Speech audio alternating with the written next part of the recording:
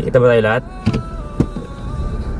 Mga pre, magpalang araw sa atin lahat. Nakasabay ko yung mga tropa natin mga pre na sabi nila hindi ko pa sila na-interview. Nakarang October kasi dumating sila mga pre, no?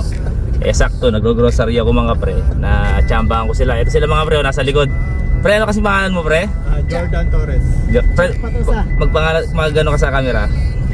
Jordan Torres. Seatbelt ka pre. Harold Cuenca. Kita. Hindi kita. Seatbelt ka pre. Seatbelt ka. Yan, yan. Anong pakiramdam pre na nandito na kayo sa Canada? Ito, totoo na talaga to. Nakahapak na kayo sa snow. Ito na talaga to pre. Kasi nung araw, di ba, nangangarap lang tayo eh, no? Anong pakiramdam pre? Enjoy pre. Saya sa pakiramdam. Pre, di ba? Alas, nandito na sa Canada. Nandito sa Canada, naka-adjust na sa trabaho. Yun. Kayang-kaya na. Anong agency ang nagpalis sa'yo pre? ISO ka. So lahat kayo ISO. Ay hindi, Magsaysay. Magsaysay ka pre. Magsaysay, venture. Ilang taon ang inintay mo pre sa magsaysay? Ano, mga isa't kalahating mahigit. Isang taon at kalahati mahigit eh, no? Lamiya ka pre. Oh, Lamia. Lamia. Ikaw pre, sino may MPMP? Ako, MPMP. MPMP. Ayun mga pre, no? Almost 2 years na naghintay. 2 years talagang matagal, no pre, ang paghihintay.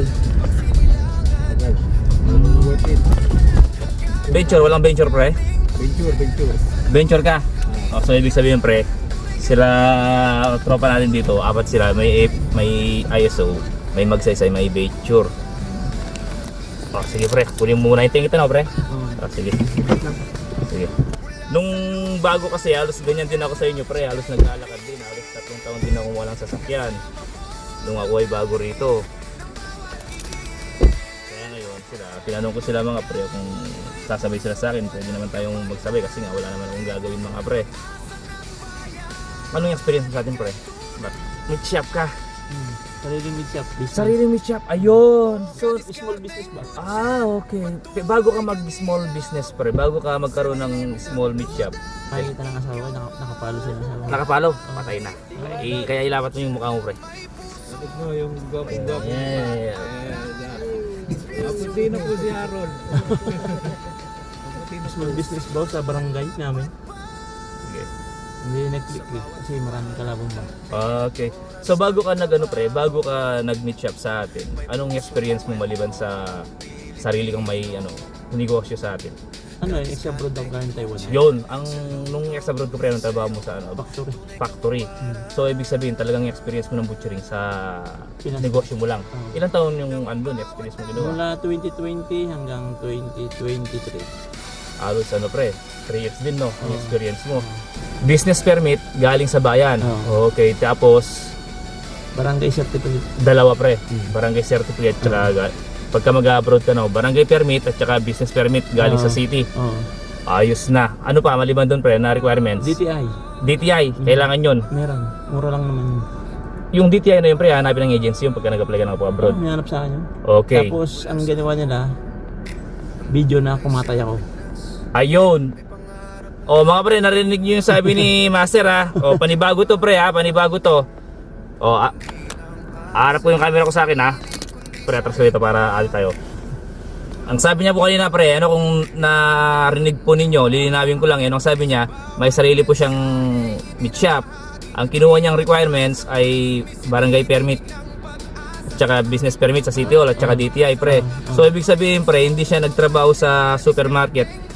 Sarili po niya yung negosyo Tapos at the same time nagamit po niya yung sarili niya negosyo sa pag-abroad gaya po ngayon. Di ba? Ayos, double. Nalugi man siya, pumaldo ka pa rin sa abroad. Tinawagan ako ni Jessica na sabi sa akin, magbigay ka sa amin send ka sa amin ng work video. Ayun. Naku, makakatay ka talaga sa isyong mini slaughter ba? Ayun. Isang baboy lang. Isang baboy lang. Pre, pagka kayo ay nagkakatay dyan o nagkakalas ng baboy, kung meron kayong oras, mag-video kayo pre kasi hindi mo malalaman pre kailangan mo pala yan. Pagka, kailangan. Halimbawa mag-apply kayo ng abroad, kailangan mo talaga ng video pre. Pre, video kayo kasi tapos, game over na pagka meron ka ng video yung video kasi mga pre, yun yung proof proof na katunayan na talagang certified kang butcher. So kailangan ng video. Pagka na-present mo yung video na yun sa employer, game over na. Wala na tayong pag-uusapan. Tapos ang labis talaga, employer, interview at saka trade test din. Yan. Para pag naipasa yun, tuloy-tuloy na ang proseso. Nung na-trade test ka pre, anong narandog yung parts? Hamling. Ham leg. So nung dinibon mo yung ham leg pre, paano mong pagdidibon? Yung pagdidibon sa palengke o pagdidibon sa abroad? Palengke. Sa palengke, syempre nung ka magaling yun. Kasi kung magdidibon ko Hindi ko galing alam abroad- dibon siya. Oo, natural. Oh. Siyempre, yun yung sinasabi ko Palengke talagang ka. mga Basta kapaka. makalas mo lang yung buto. Yan. Saka yung pata, tanggal, saka yung backbone ba. Yun. Sa may pigit. Yun. Ang tawag doon, dumbbell ba yun? Padugsong ng Sa pige, dumbbell yun, yung femur bones dito ang tawag nila yun eh, femur Hindi ko bones. alam yung femur bones yun. Oh, tsaka yung hacks, tapos yung balakang naman ang tawag nila rito ay H-bone o pelvic bone.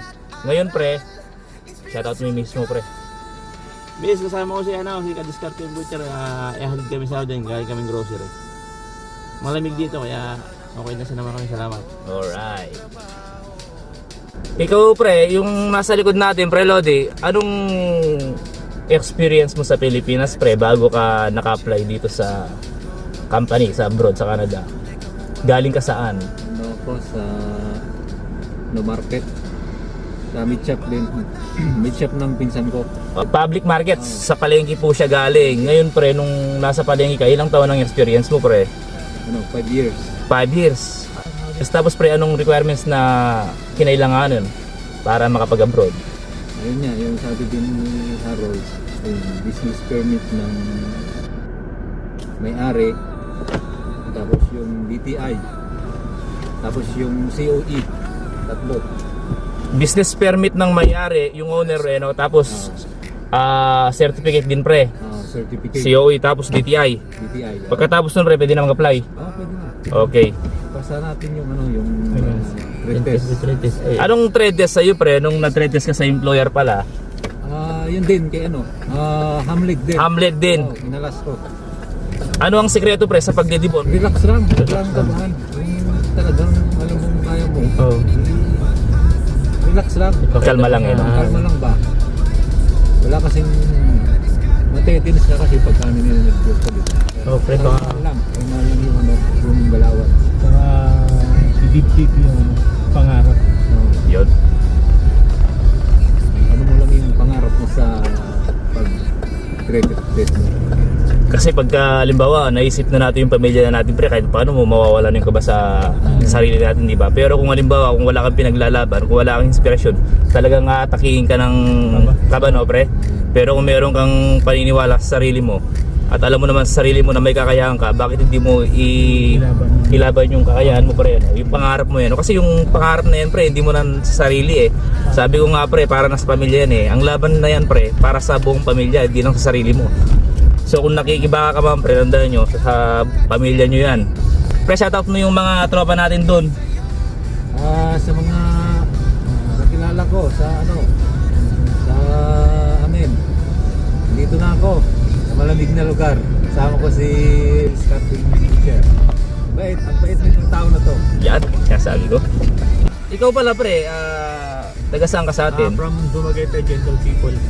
From Dumaguete. Anong experience mo sa atin pre, bago ka naka-abroad?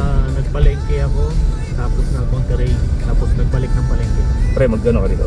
Yan. Galing po siya ng palengke, galing po siya ng Monterey. Ilang taon ka sa Monterey pre? Saglit lang kasi tinawagan din ako ng boss ko na hindi kaya ng ibang Kasi ako rin lang halos yung pinagkakatiwalaan. Ilan lang din kami. Kung pagsama-sama mo yung experience mo pre sa palengke at sa Monterey, nakailang taon ka sa experience as a butcher? Kulang-kulang 8 years. Ang tagal no pre? Yung mga legit na mga butcher talaga mga pre. Meat cutter yung pre, hindi sa slaughter no, sa Monterey no. Meron din ako experience sa slaughter kasi sa probinsya namin sa Negros, ang pinaka rin mga naglilitsyon eh. Okay. Yun ang halos hanap buhay ng nila. Sa palengke yan. Pre, anong certificate na kinuha mo bago ka makapunta rito sa Canada, nakapag-apply? Dalawang CO ang hiningi sa akin. CO sa palengke na pinagtrabaho kay Ma'am Judy. Yun. Ay Ma'am Judy de la Sala sa Muñoz Market. Yung mga kasama ko dyan. At saka sa Monterey, yung mga hiningi nila. Okay. Sa palengke pre, nakailangan pa sila ng ano? Ang hiningi lang sa akin is COE lang. Okay. Tapos naman sa Monterrey naman is COA, tsaka yung SSS naman. Ayun. Shoutout mo yung mga tropa natin doon pre na naghihintay. Shoutout sa mga nangangarap at nangangarap palalo. Tibayin lang natin. Tsaka yung pangarap ay hindi lang dapat sa salita lang, kundi sama na rin natin ang gawa. Yan. Tsaka Talaga. panalig kay God kasi si God lang naman ang magdadala sa atin eh. At siya lang din yung gagabay sa atin. Tayo lang din ang gagawa sa ang gusto natin marating sa samantalang. Yun. Okay tayo lagi ha. God bless po. God bless. Alright. Thank you kay Discarte. Thank you. Salamat ng marami sir. Thank you very much.